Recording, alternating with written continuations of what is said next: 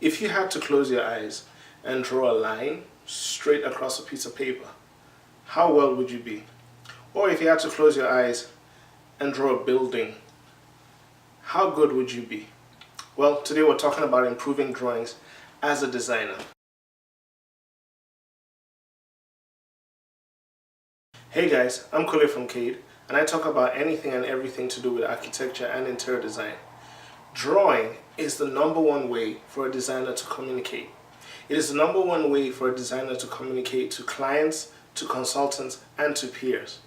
Why? Because you can talk and you can have the linguistics to sell projects, but if someone cannot see it on paper, then you kind of have a problem.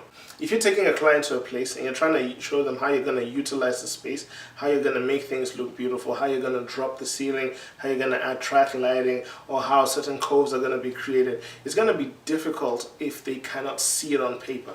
If you're going to be talking to a consultant and your drawing is not right to the dimensions, or if the line weights are off or certain dash lines are not there, it's going to be difficult and they're going to keep calling you for clarification. If you're working with another architect and you're sending drawings to them that are not clear, they're going to lose respect for you and they're going to keep calling you and they're going to feel you are not the right person to work with. So on that note, I'm giving 5 different ways of how to improve your CAD drawings and hand drawings. Click on whichever one you want to see. Well, I would actually prefer you to look at the 2 of them. Whichever one you want to look at first, but don't forget to go to the other one. Thanks.